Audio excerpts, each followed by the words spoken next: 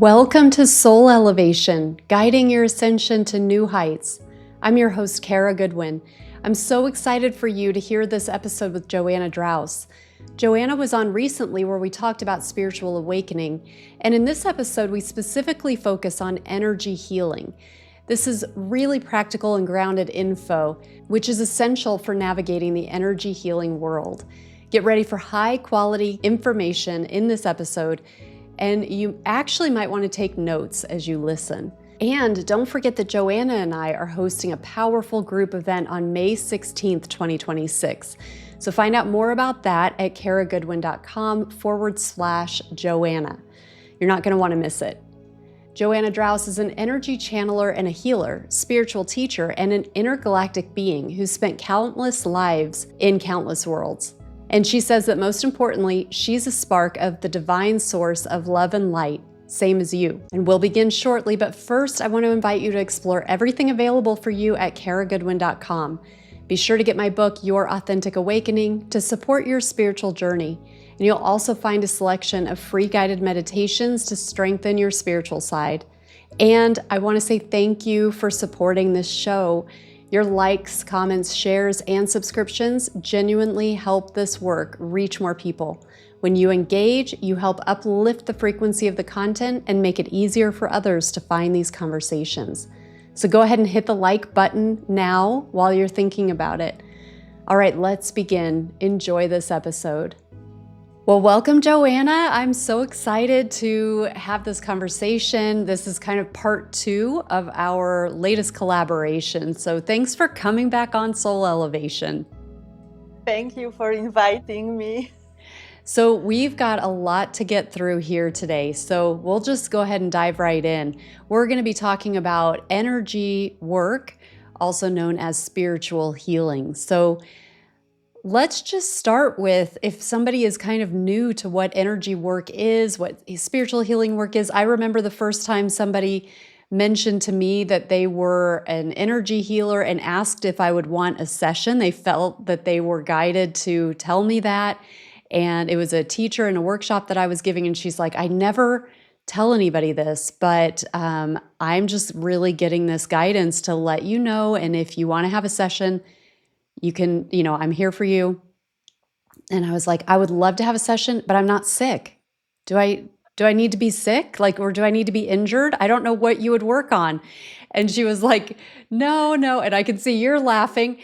And she was just like, no, you don't have to be sick. But in case there's anybody listening that's like, why would I need it? Yeah. So I believe energy work, spiritual work, spiritual healing, there are so many, probably as many definitions as there are practitioners and healers.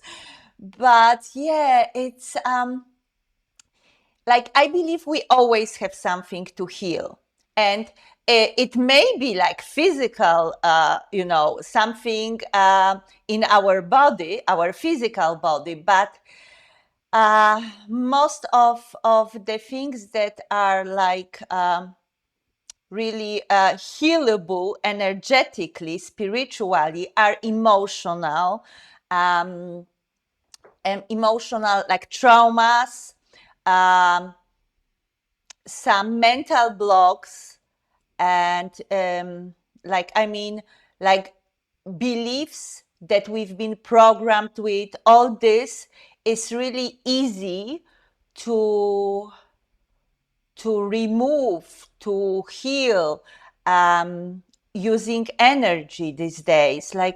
As you were saying, a few years ago, it wasn't something, so popular, right? And I remember I first came across energy healing and I started to learn it, although I didn't practice at the time. It was just theory. It was 1992.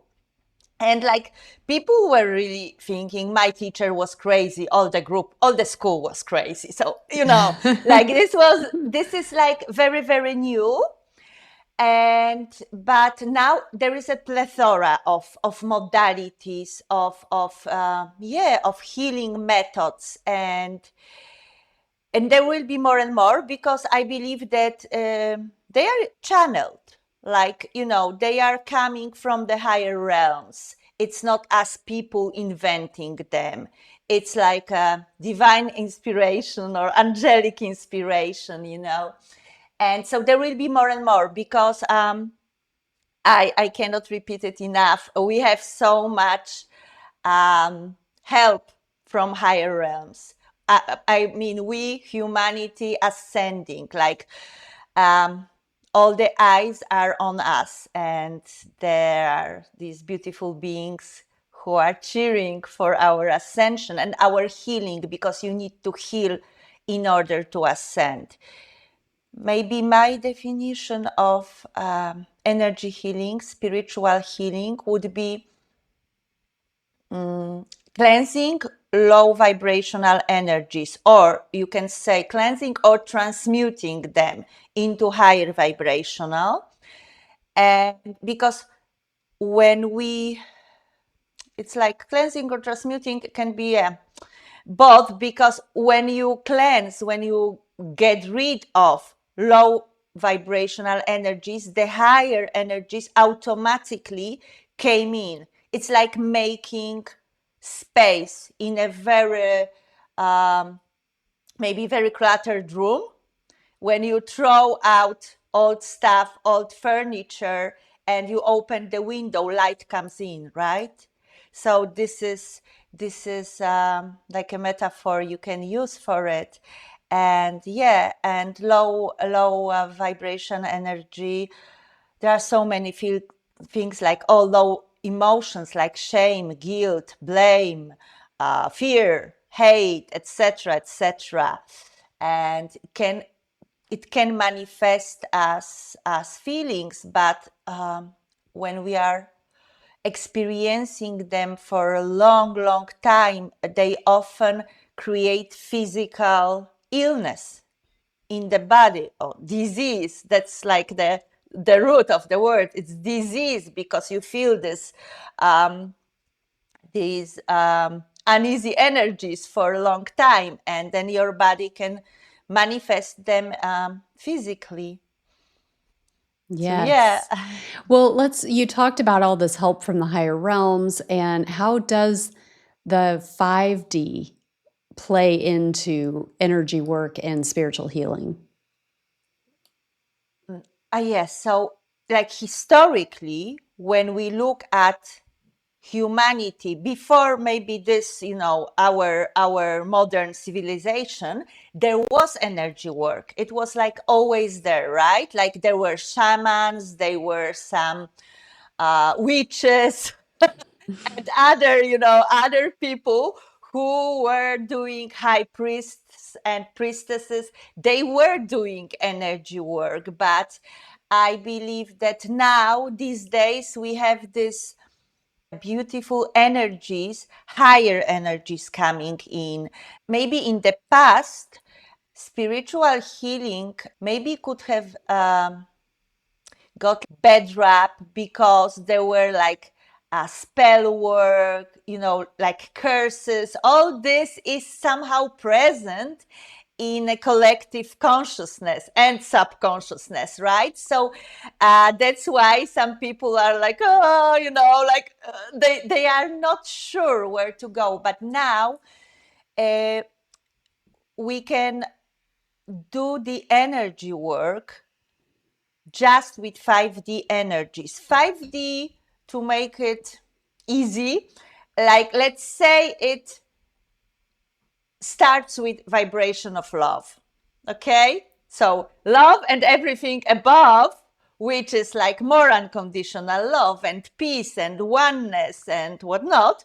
This is 5D. And of course, there are other energies. It can be 6D as well. 7D is, for example, angelic realms. So you can use 7D energies in the healing as well, obviously, yeah.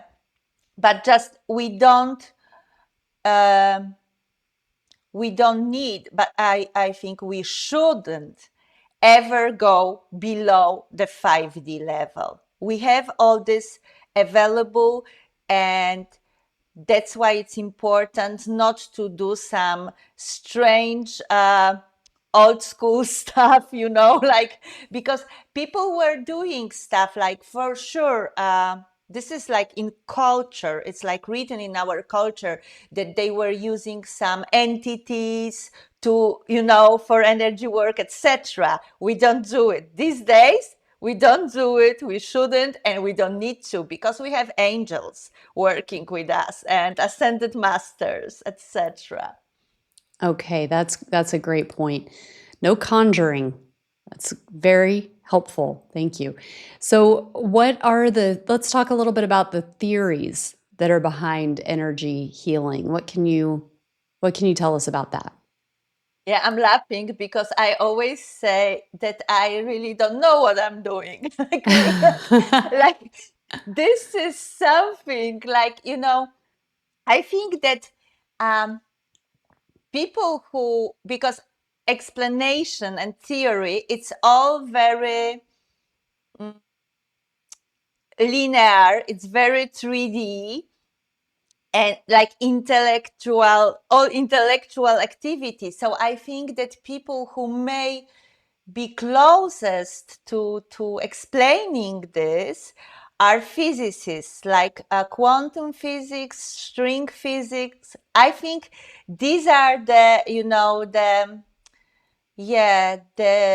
this is a science that can give us some explanation. I have no idea about these fields. Like, I'm not a scientist, and I never even tried to be. This is not my, not my vibe. But I believe it's explainable with science, like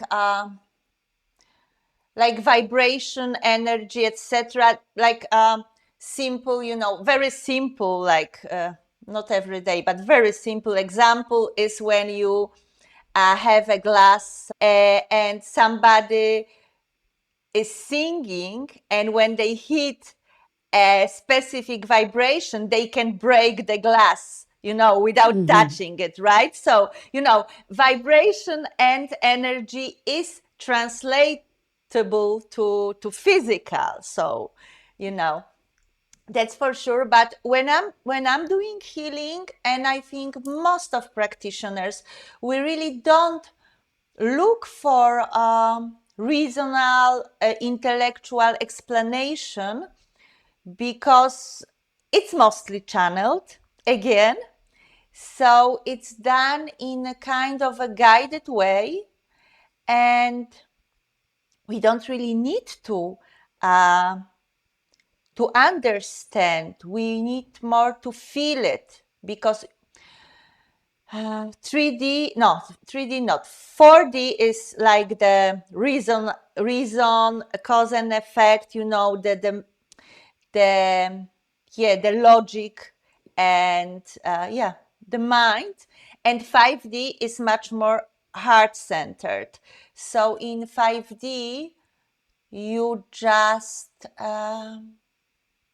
apply your energy, open your heart, and just let these energies again work through you. It's a little bit like a trance. It's like when artists, when they create, right? They are not applying their mind to it usually. They are just in their flow, and they let Yeah. something flows through you, and it's bigger than you. It's bigger than you and your client. It's like, wow. Yes. And so you just let it flow, and this is how it's done. I think, like, yeah.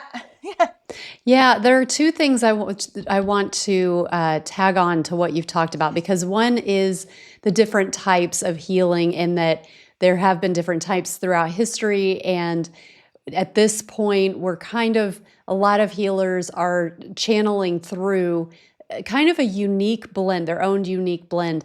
And I'm a Reiki. I've become, I've been certified in Reiki and at the master level, And so the healing modality that I use is technically Reiki, but I always tell new clients, I'm like, if you want pure Reiki, please tell me. Like, if you're like, I'm really curious about Reiki and that's where you want me to focus, tell me, because it did not take very long in my healing work that I was like, okay, I mean, Reiki is a foundation. I still invoke the symbols. I still use the words, but it very quickly just like, there's the technique. As a healer, you learn the technique, you learn the steps, you learn, you do this and then you do this, and you learn those things that help you to understand what it is.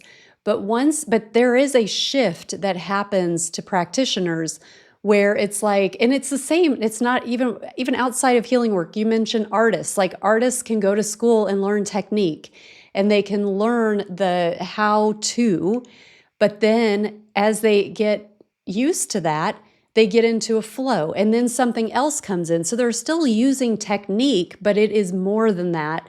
And it's their own thing. And this is anybody. A surgeon does this, a mechanic does this, a computer programmer does this. You learn the technique and then you adapt it as you get into the flow and you make it your own. And so there's that piece of it. Like, as a healer and a practitioner goes through their own evolution, they're going to know, like, okay, here, like I said, Reiki is my foundation. I will always use the symbols. But then, I know how I was trained and I know how I do it. It's like sometimes I'll be working on the heart and my other hand wants to go up to the crown, and I want to focus on both the heart and the crown at the same time. And then I feel that there's a big triangle, there's like, and so I'm focusing on both of those places, and I'm focusing on the point above and the line that connects those two places. I wasn't trained in that. That just happened organically. It doesn't happen in every session, but when it happens, I honor it. So there's that piece of it, which also flows into the really important point that you were just making around being in the flow, and how it is this, we're opening ourselves up to God, to pure source consciousness. And I had an experience just a couple of days ago where I was working on a client, and she had told me like what she wanted to focus on. She told me about what she's going through, and she's undergoing a huge transformation right now. I just shared this on a live on Friday too. So as I am opening myself up, and feeling this light moving through, feeling this energy moving into her, and it's feeling very like big and light filled. And then I noticed my mind come in and my ego, and it was like, oh, okay, so she's, I could feel my mind trying to solve it and how I could make things better. And ooh, if I could, invoke this, whatever it was. I can't even remember right now exactly what was coming through, but it was like, it kind of what I was talking about. Sometimes I want to connect different parts, but my mind started thinking about it. And I could feel, as I tapped into that, I was like, oh, where'd the light go? I was like, wow, my mind came in and the light just like that column of light that I was in, that was just flowing through to her as I sat, just as just move through me, just give her what she needs and trusting that. But then the mind comes in and tries to like, no, I really want this to be special for her. But it was like actually in that, like coming into thought, letting my mind come in, it was like, wait a minute, I just turned something off. But like, so Where is the switch? right. So it's like, wait a minute, no, I need to get rid of all of that and just trust again, get into like, just let this be for the highest good, come in and do your work. And so I just wanted to reemphasize a couple of those points there. Yes, exactly, Kara. Like I can really relate to this because I remember when I was doing like first sessions, like first energy healing, I was always, I want to do the best session ever, whatnot. Even my intentions were like this. And then with some time and practice, I just saw that it made no sense at all. It's not about doing the best session ever. It's not like surpassing some limits, like climbing. No, not at all. The only thing that really makes sense is for it to be for the highest good of all. And because you don't have to do like the best session, like what even does it mean, the best session? It's just your ego, like giving you grades, grading your sessions, which is so stupid, right? Because it's just, you need to do the best for your client, for yourself as well, and for the whole collective. We are all one. So yeah, and here we are, two 5-dimensional spiritual laws that I believe are just basis of all healing, should be. It's the law of one. We are all one. That's what even makes it possible for you to connect to somebody else's energy, and for them to get the healing from you, like for the energy to flow between us, right? And the other law is the law of grace, which, yes, it's like the most sacred, like whatever we do, let's do it for the highest good of all. And it's always like, when it's the highest good of all, it means your clients, yours, and everybody else, because we are one. So, these two They go laws together. are so, Yeah. intertwining. And it's very beautiful, and it's very simple, and it just makes perfect sense for me. What you said, that every healer gives like they develop the modality. This is so true. And it's really all is flowing. Like now, for example, I see a lot of people, a lot of practitioners who say like intuitive healing session, like, they don't even have names for it, because sometimes it is difficult. And also names, when we, label something, then people think about these labels, and this label means something else for somebody. It's like a big discussion, and it becomes very 4D, like very, in the mind instead of the heart. So yeah, it's even the names. And sometimes I think that most of us, maybe all of us, like, 5D healers, like this club, or maybe 6D, 7D healers, because there are 70 people here on earth. Maybe we're just doing the same thing. We just, label it differently. We come from different schools, different traditions, different stories, and that's why we label it differently. But in the end, I believe it's just very, very similar, if not the same thing, which is like helping our clients ascend. And when we want to ascend to 5D, like more and more, because it's not like you close the door to 3D, go through 4D corridors, and open the door to 5D. No, it's like you're in 5D for longer and longer increments of time, right? This is what's happening. So we want to help people to embody these 5D energies more, leave more of the 3D stuff behind, because this stuff is like this ball and chain. And if you want to ascend, you don't need ball and chain. So you are just like getting rid of this luggage, of these weights, so that people can embody more light and love. Right. Yeah. That's beautiful. Well, let's talk about some of the mechanisms. What can you share about what's going on behind the scenes?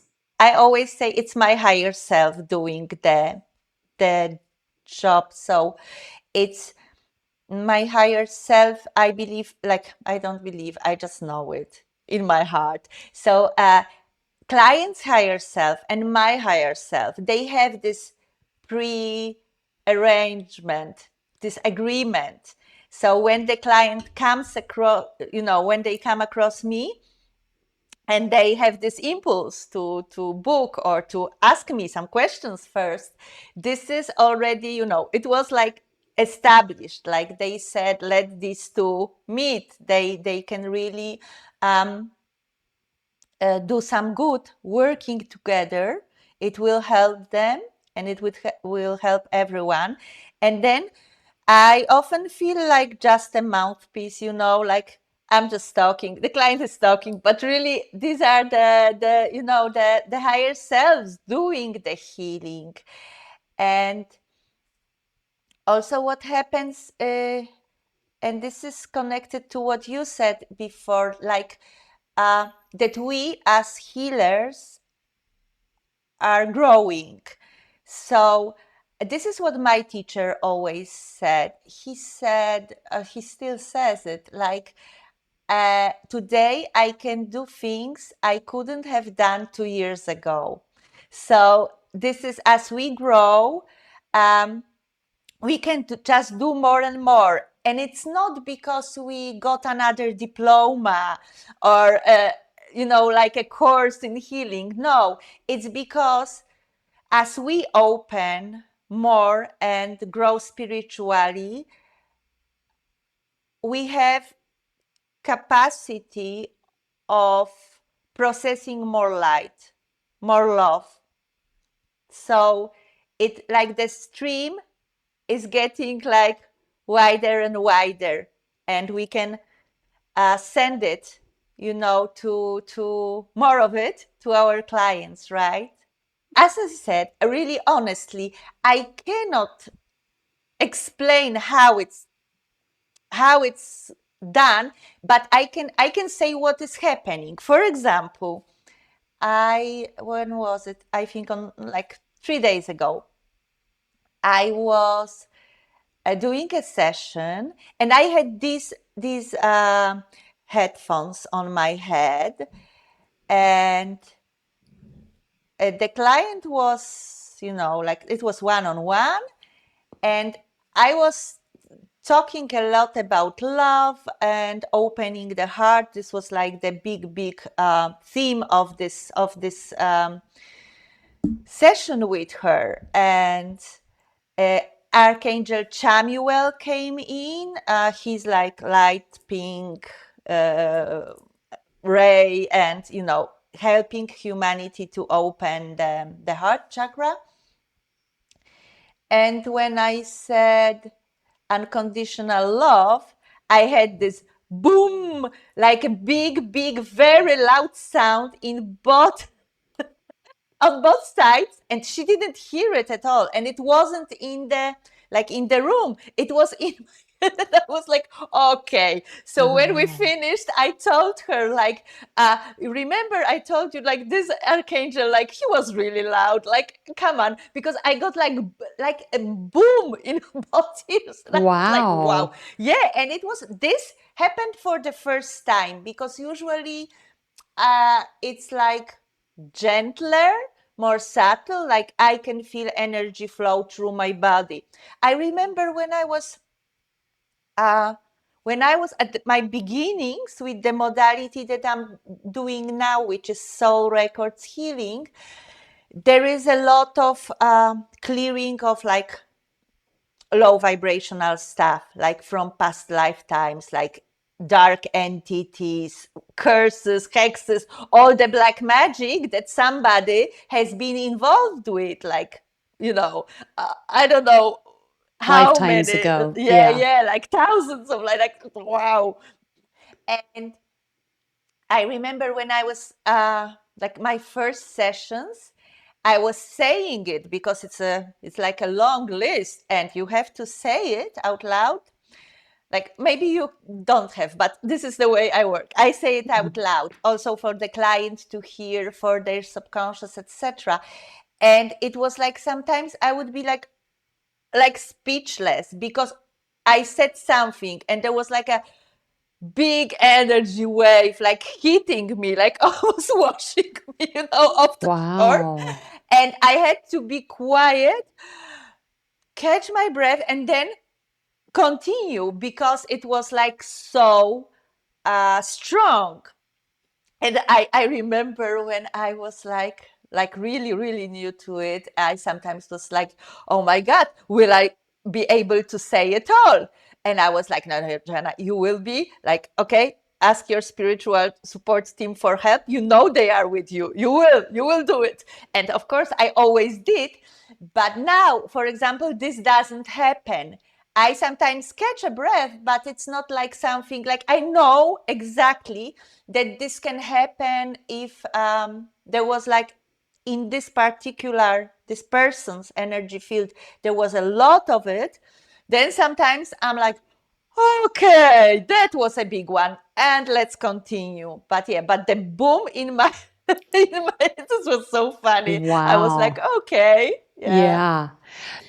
Let's move to choosing a practitioner and a modality. How do people know who they should be working with? Yeah, that's a big question. That's a great question, and I think like half of the humanity is asking Yeah. themselves this question because it's like there is a plethora of modalities and healers, and it's yeah, it can be like overwhelming. So um, maybe let me start like with okay. I think that modality can be secondary somehow because it's really the practitioner and your connection to them, which is so important, right? So as we said before that the names of modalities, etc., they may not really reflect what somebody is doing, and it's sometimes it's not easy to understand what they're really doing, just reading the name. So really, I believe that the vibe, let's say, of the practitioner is the most important thing. Like I've been doing a lot of work with other healers, obviously, because even healers need healing sometimes. And also in the past when I was studying, like I worked with different modalities also to see what I want to do, what I want to learn. So I had to try a lot of modalities. And my take is like what I always would do before working with someone. I would check like I would like to see their picture, and the best would be to see their video, really, because for me this gives me a lot of information on a kind of like personality. I don't know, it's just like, are they my cup of tea or not? Because it's really this, it's so simple, like all these spiritual things that are so deep and so high vibrational, I believe they are also very, very simple. And yeah, so I would really, really go with like gut feeling, with my intuition.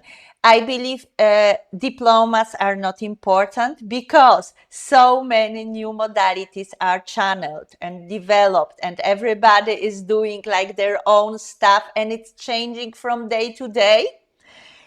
So I believe there are no schools that are, like keeping pace with this. So I don't believe in any institutions like diplomas, like certified. I also, I'm sorry to say it, but like I've been doing this for 20 years.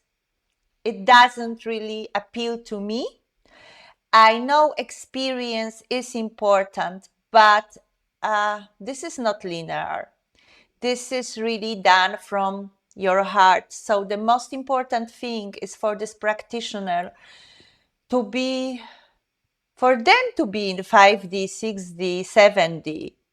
because this is the most important thing. So if they have their heart open, if they are really full of unconditional love, they don't need any diplomas. They don't need any experience. They can be very young. They don't have to be smart. Like, it's not science. You don't have to have written 3 books to be a great healer. Yeah. And, like, I love what you're saying too about the certifications. There are a lot of certifications out there. There are a lot of programs. And the thing is, sometimes that's a business thing. That's a way for Exactly. people to make their living is off of like, okay, I'm going to create a certification.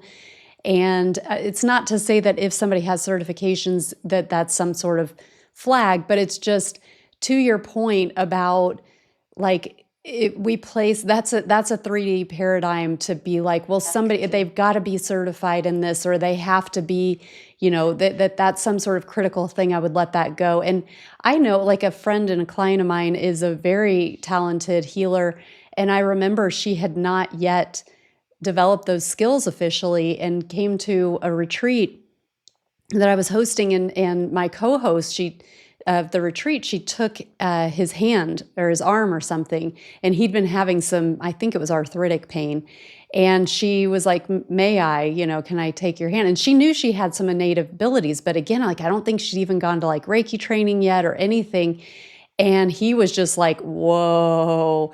And he was really sensitive to energy. And he was like, I like what you're doing here. And,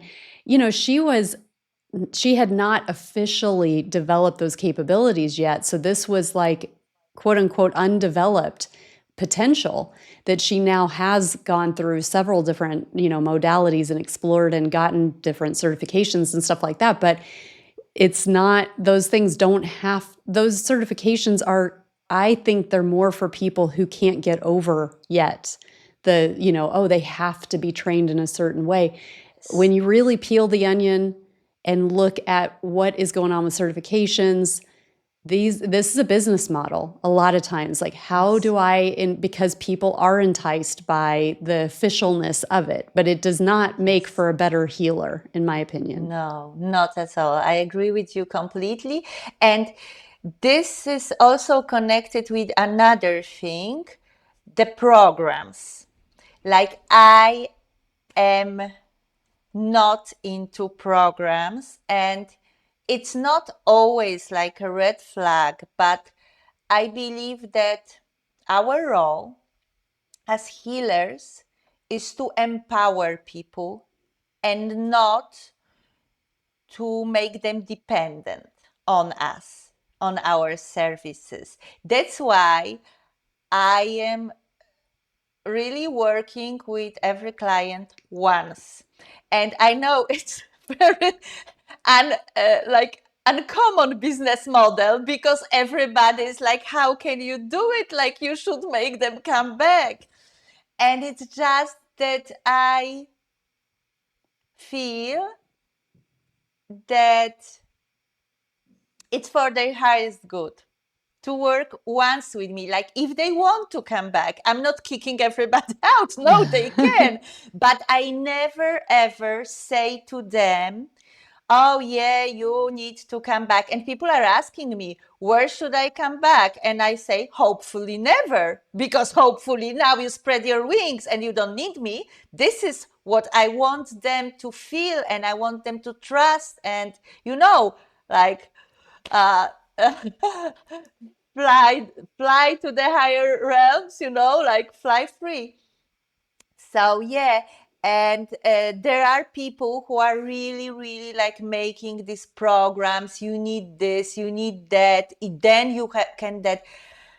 I don't like it, because this is very often, this is very often like money driven. Yeah. So, well, let's get into some of the green flags and red flags. What should people be looking for in a practitioner, and what should they be aware of? Okay. Like warnings. So, maybe I should start with something else, because you asked me and I didn't answer it properly before, because you asked me how to choose the practitioner. So the simplest way, in my opinion, the best way is to ask your spiritual support team. I always say it for everything, ask them. But really, again, and I just had this client who was like, and she had some like bad experience with some energy work. We were also healing this in her session, and she told me, yeah, I'm so glad, I'm so happy I found you, Joanna. You know what, I was showering and crying in the shower, and I was like asking my spiritual support team, please, can I like bring me a healer, bring me somebody I can work with. What would be for my highest good? And she says, within 1 hour, I stumbled across you on Facebook and I booked the session. And it was like, it was perfect example. Like it really helps and it happens. So just trust. Trust in your guidance and also trust in your gut feeling, right? In your heart. So yeah, so I believe that these practitioners, the good ones, they should make you feel good. Like just looking at them or hearing them, they should make you feel good. So if somebody is like scaring you, that's a big no. That's a big red flag. Like Facebook is like really full of people who are trying to scam other people with energy work. And like there are also beautiful and wonderful practitioners. I'm very active on Facebook, but there are also some scammers. So they are like people who will, for example, send you private message without you ever asking, right? And they are saying things like, yeah, I can see you have this beautiful light, but there is also like some curse or something blocking, and you really need to hear this message from me. Like all this, like, wow, like, you know, block this person, never respond, block, delete the conversation, move on, because really, like, no respected healer would, like, you know, send you a DM trying to scare you into working with them. Like this is like so 3D. Wow. Well, So, and you get plenty also of people who have bigger names or people that you may already be following, who somebody creates a copy account, and somehow I don't even know the mechanics behind it, but you know they've done it with my account, and I know that they've done it with, I've had it with other people who I follow, who then I get a message from, and it's like, oh, I really feel like I'm like, we're being connected. Do you just, you know, putting it out, I've just opened up a bunch of sessions or something. And then you see, and which I don't fall for those things anyway, but then, you know, that you'll see a message later, hey, I've been hacked. Don't pay attention. I will never contact you directly for a, you know, a session or anything. So yes, though this happens to big names, but I believe small names, they wouldn't do it either. Like it's not something you would do, which it's like you just said about the healer who proposed a session to you. So it's not like never say never, but it was different setting, different situation, right? You knew each other, it was different. But you know, an anonymous person who just comes, and also they get like all this, like they, whenever they mention spell work, like run away, like, or your please run away. ancestors. Ancestors, because this is like, I don't even want to go to what it is. So ancestors, your ex, spell work. Oh, also this, like, promising a very concrete, definite result. It doesn't work this way. Like, you will get your eggs back, you will get pregnant, you will get raise in your job, you will win lottery. What? Like, it doesn't work this way, because whatever we do it for the highest good of all, for your soul's highest good, not for your ego. All these things that I mentioned are very ego oriented. Like, your soul doesn't need your eggs, pregnancy, or all these other things. Like, no, really, these are your human cravings. You are entitled to have them, but it's not like the job of, of higher realms to bring them to you. And this is very, very funny, because, okay, I can say from my experience as a healer, it was okay. I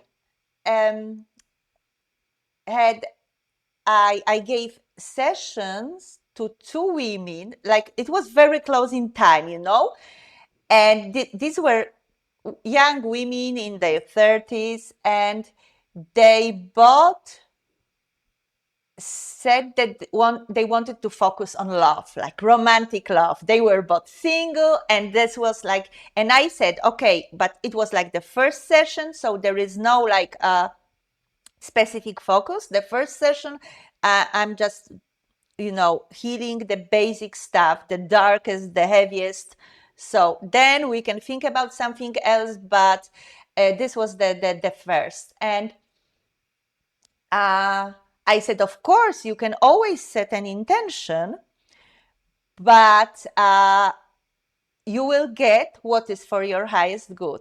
Both of them got big business change and growth, but no romantic relationship. One of them got a founding for her company 2 days after we did the session. She got a founding for half a year from a source like, wow. I couldn't believe it, she couldn't believe it, nobody could believe it, but it happened. And the other one, who is also a healer, she just got more clients, but no lover, no romance, nothing. Like, of course, then something happened, but like, we couldn't, like, we connected the business thing exactly to the session, because it was just like, happening directly afterwards. And I had a client who came for the session, like, I don't think, no intention, like, just, get his energy better, just ascend, etc. And he was like, because I know him, so it was like a friend and a client. He was like, I'm not interested in love. Like, I know, like, he had some story. He got his heart broken years ago, whatnot. Okay. And he was like, I love sex, one night stands, but love, no, it's not for me. So we did the session, and it was the basic, the one in which I'm not talking about like love a lot. For sure, I'm not talking about romantic love. And afterwards, he was like, oh my God, what were you saying? Because I kept hearing, it wasn't me, like, he kept hearing, and you have so much love to give, open your heart more, you have so much love to give, so much love to give. And we were doing it not online, we were doing it, in the same room. So he heard this, and I was saying my thing, whatever. So then he went through some, stories of his, and half a year, like few months later, he got into a relationship, and now they are a year in together, and they are like, darling, yes, kisses, I love you, etc. So, wow. I was like, and this was a guy who swore like never ever again. No. So, oh, wow. You see, so we don't like, it's very human to want this result, right? You have the reason why you want the healing, but let's leave some leeway for your higher self, for your spiritual support team, because they really know better what we need and what will be like most important for us at the moment. That's why I never ever promise. People are, asking me like, will I sell the house or will I buy a house or whatnot? And I'm like, who am I to know? Like, I have no idea. I can only tell you it's going to be for your highest good. Also, talking about like red flags, people who are not observing 5D spiritual laws. So, as we said, it's the law of grace for the highest good of all. You cannot do wrong. You cannot do harm.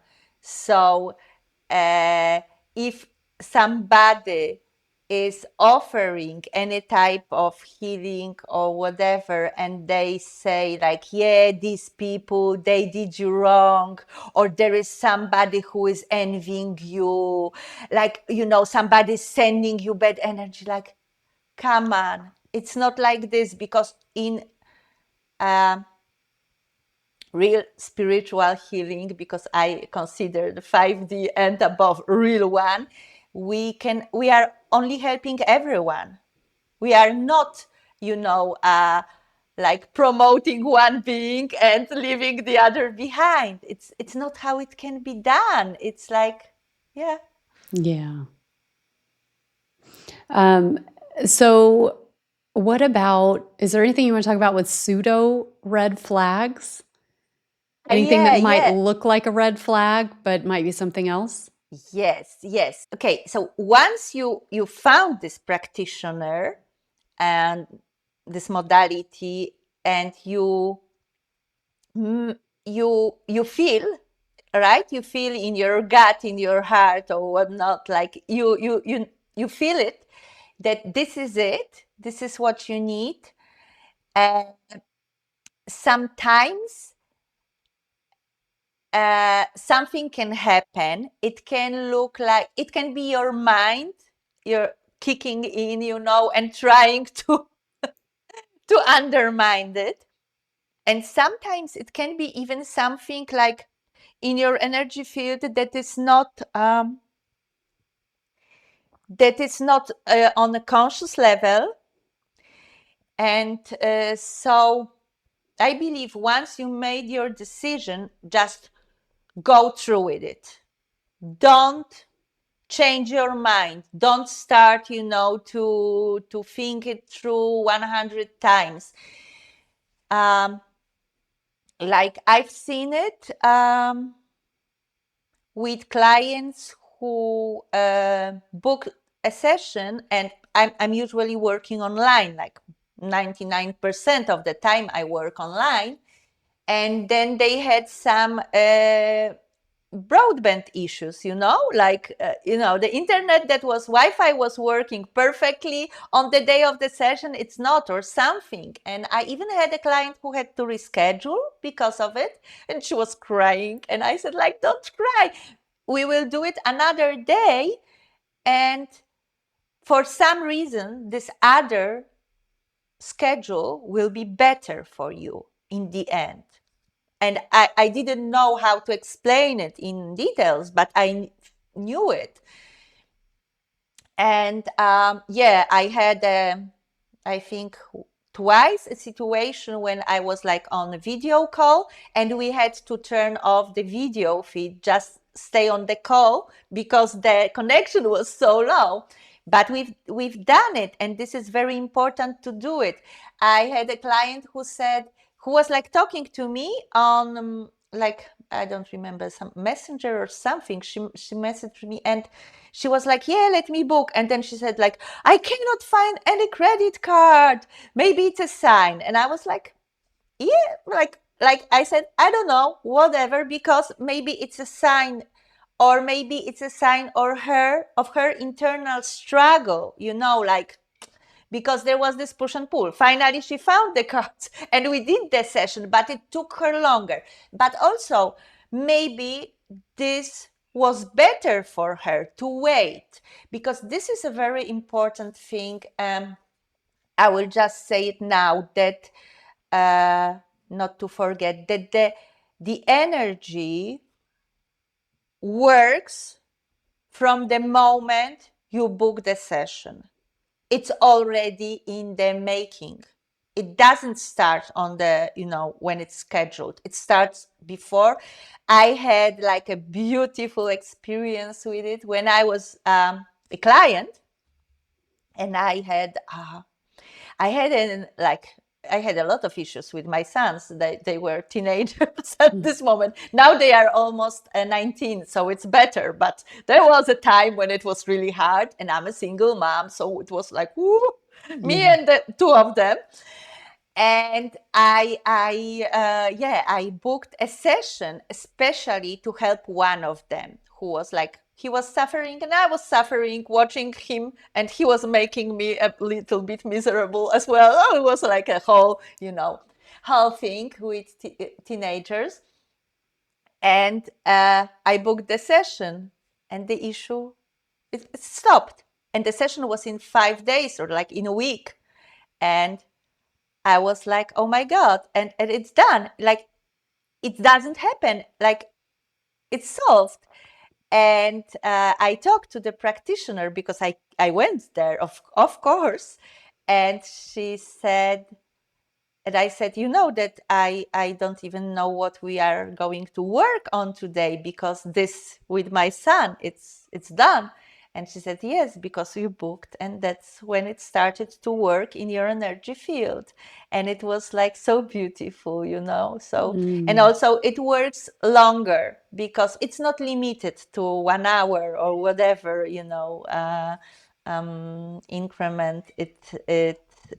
However, how much time it takes. It's just longer because it keeps working, right? Yeah. That's a great point. Well, what can people expect if they haven't had a session? How does it work in terms of the logistics? And you mentioned that you work virtually most of the time, and what can people expect? I mean, you've addressed this already, but do they have to be there in person? Can they use a recording? Yeah. Do they group sessions Okay. and so forth? Technically, okay. Yeah.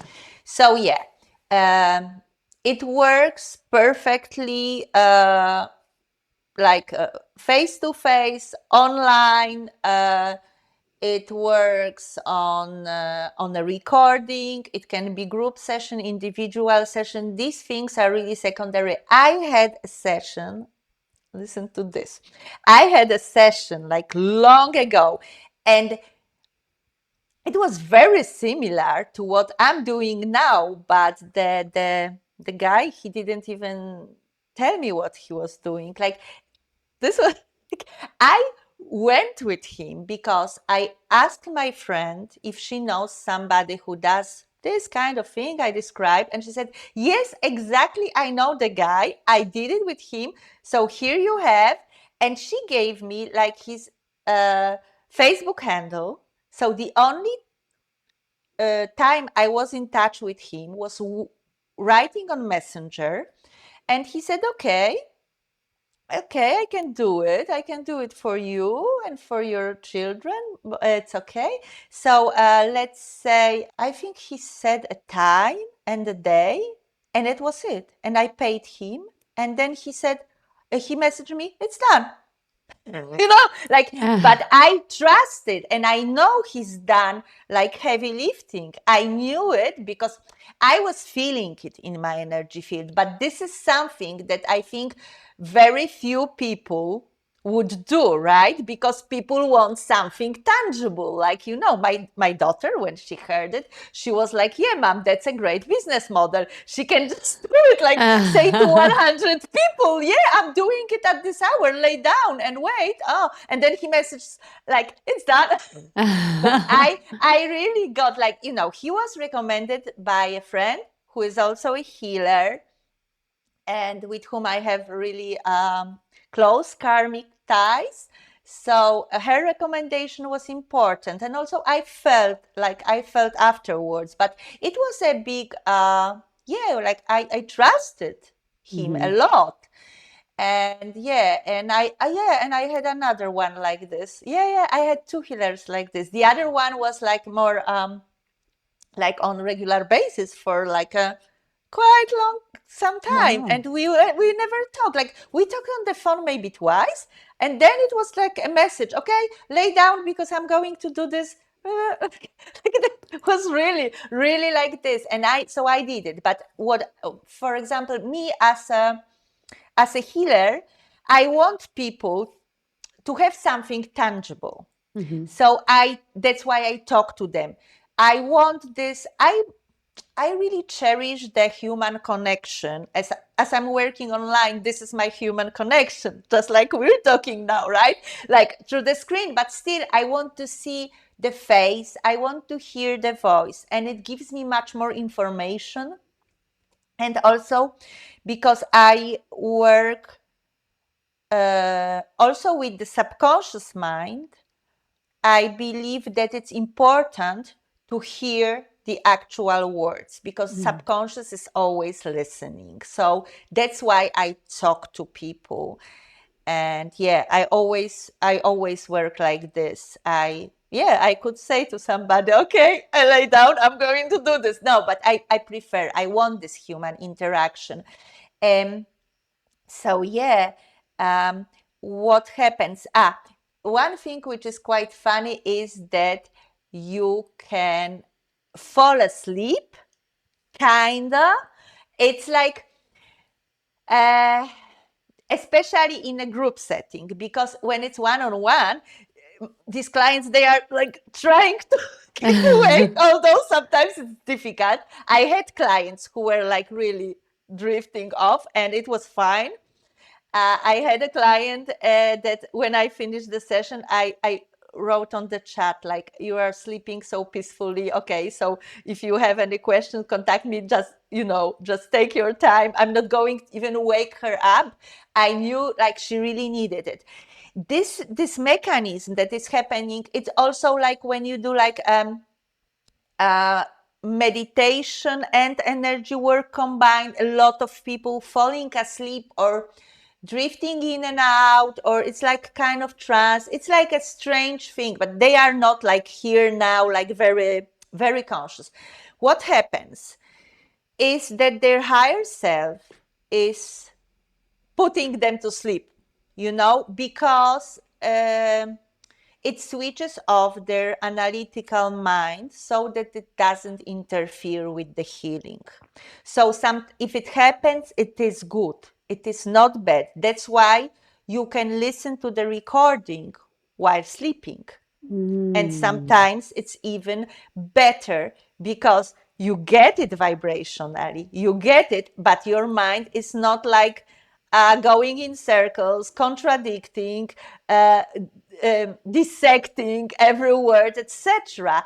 It just flows, and So, because I also offer people not only one-on-one, but also they can buy a recording. So then they can just buy a recording, and it works perfectly. And then I tell them, like, listen to it when you go to sleep. You don't have to analyze it. One thing with the recording is that, because it can easily happen, never listen to these high vibrational recordings, and I'm not just saying mine, like any, when driving or operating some machinery, because you can get like your higher self can try to switch your mind off so that you can get like really relaxed, because the more we relax, the more we trust, the more healing we experience. So also, when you sleep like a baby, you are more heart open, like you trust, you feel safe, because you stop controlling everything all the time. And Yeah. this really promotes the healing. Other thing, what can happen, you can get very very thirsty, and it's perfectly fine, because water is what helps us process the information, spiritual information. It's not just hydrating, it's just so much more. I think we don't even have any idea how big it is actually. And so lots of water. You can feel tired, and this, Kara, because it was Yeah. your experience. I always say to clients that they can feel very tired because it looks like, two people just talking, but this is spiritual heavy lifting. So you can really, really feel physically tired or emotionally or whatnot. And yeah. Yeah, when we had our session, that was my experience. And it was funny because we had our session so that we had it before your first interview of mine on my show. And it was so that I would experience it and just to help us kind of make the conversation richer. And so I really wanted to stay with it. I was like, and we had set that in, like, we'd said, okay, once you're finished, let's talk about it. Let's kind of exchange what we had, what you experienced, what I experienced. And you finished and you were like, don't say anything, go rest. We'll catch up before our recording. And I didn't have to say anything, and I thought that I looked like I was engaged, and I was, because I didn't know you. And honestly, for me, I like to stay very Vigilant. in my sovereignty, so I'm having an Yes. energy session with somebody I don't know. And for me, it's like, okay, I'm relaxed and I'm trusting. And if I hear something that I don't agree with, then I want to be alert for that. And so again, like, I was relaxed and I was being careful with myself. But it was just very sweet because you were like, don't say anything, go lay down, we'll catch up later. And I was like, oh my God, that's exactly what I need. So it was great. Yeah. Yeah, because this is and here I'm sorry, but I'm gonna invoke these two 5D laws again, because this is like a perfect application here. So the law of one, when I do the healing with someone, I just feel, their state, the state they're in. It's not like it's not that your face or whatever. This is like more of a connection, like okay, let me give you an example. I was doing like an online meditation, group meditation. I was guiding it, and my sister was there, but her camera was off, and there were other people. And afterwards I WhatsApped her and I'm like, are you awake yet? And she was like, how did you know? And I just saw her sleeping while, and she said, but my camera was off. And I said, yeah, and it's my sister. So of course I knew. Like, I was like more attuned to her than other people, because she was the only one, my family. And I just saw her like snoring there with my, in my mind, in my heart. So yeah. And the other thing, you said that you were like vigilant because it was the first session we did, etc.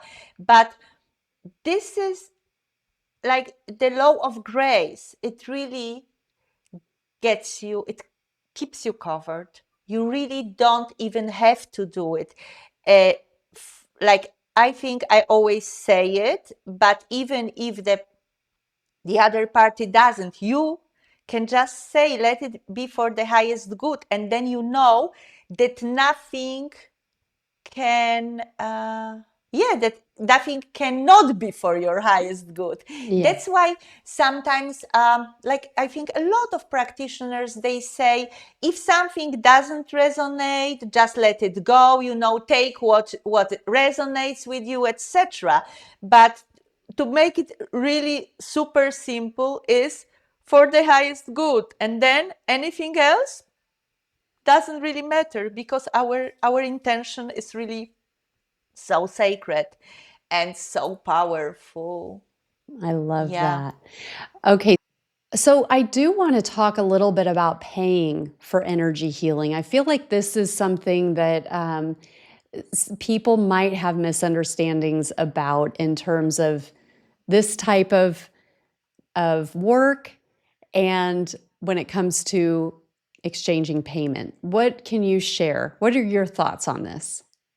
Okay, yeah, there are some people in spiritual community who just say like people shouldn't pay for energy work, and it's like there is like a big division, you know.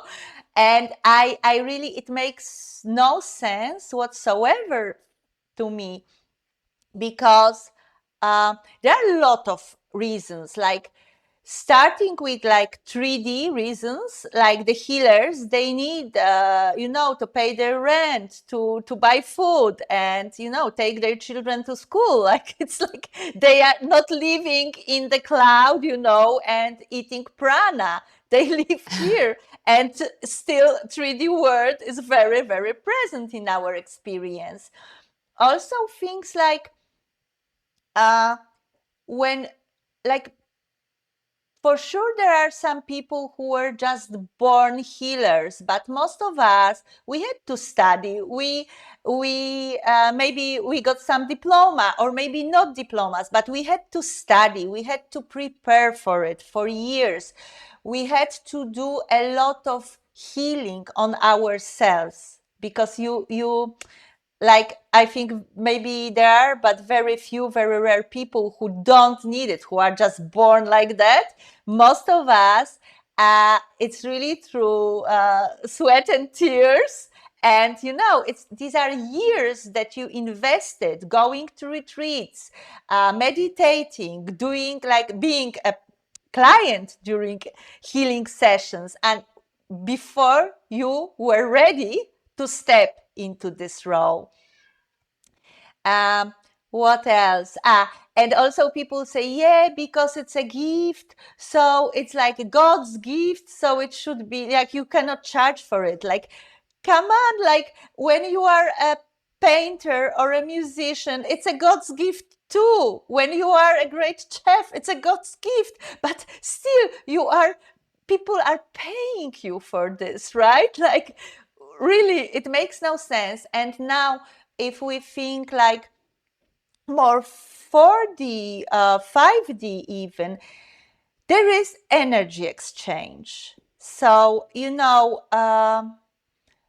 I believe there is always energy exchange. When I was beginning, like a beginning healer, I would sometimes give people very cheap session, or even I would do a free session for my friends and ask them for reviews and feedback.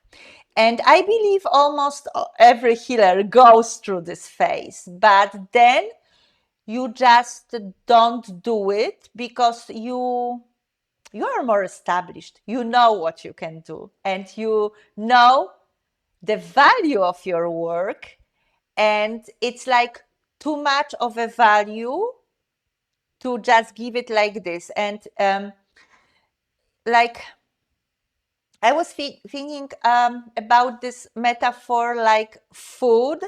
Like when somebody is really, really hungry and doesn't have money, you can go to a soup kitchen, right?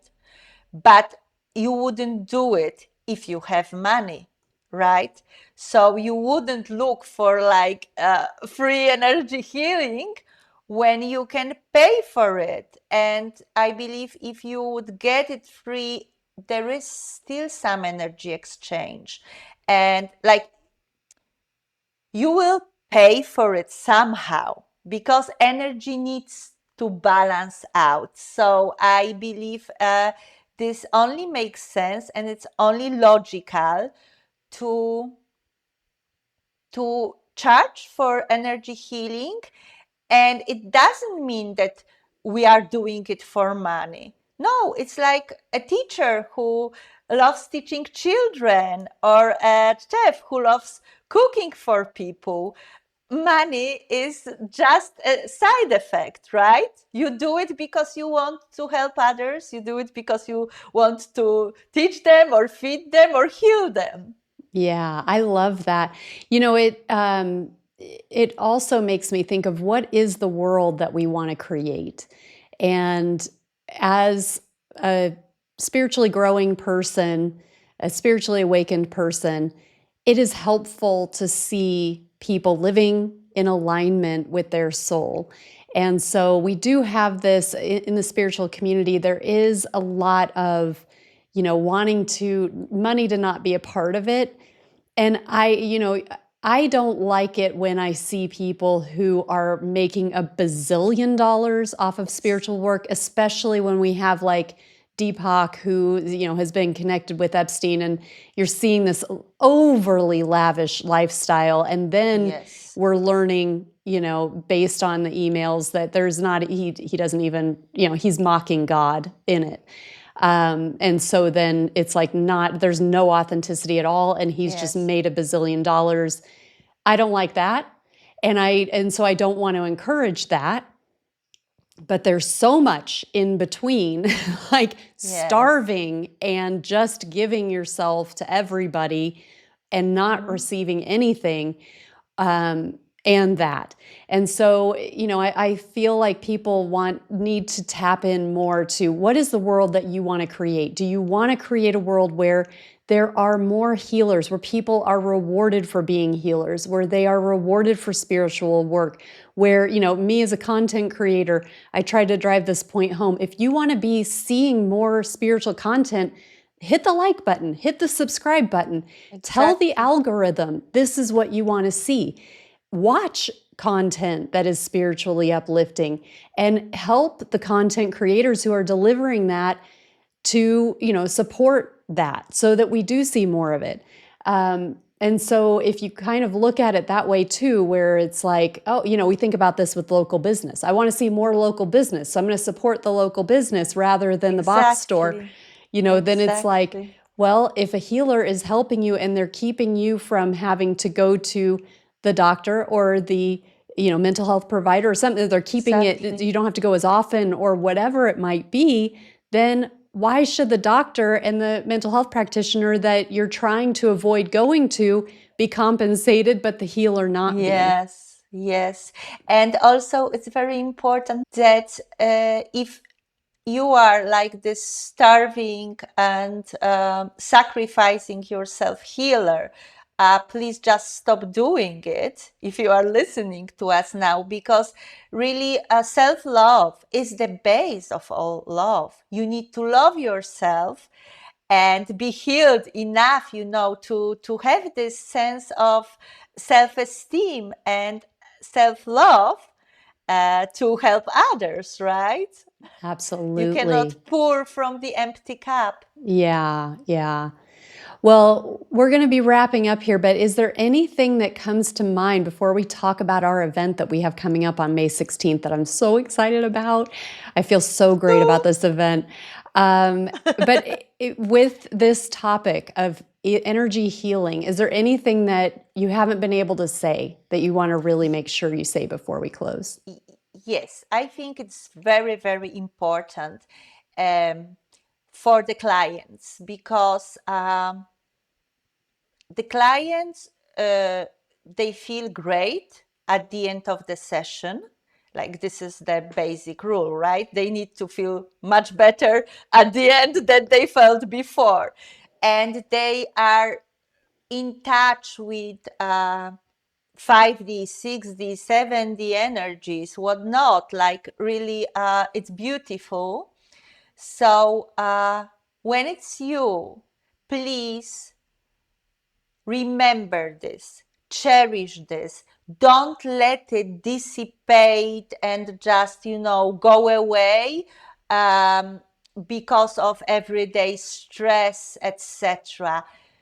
Whatever energies you connected to during the session, you have this connection. This was like meet and greet. You can always come back. So please remember it, cherish it, come back to this feeling on and on again, because even the greatest healer, they won't ascend you.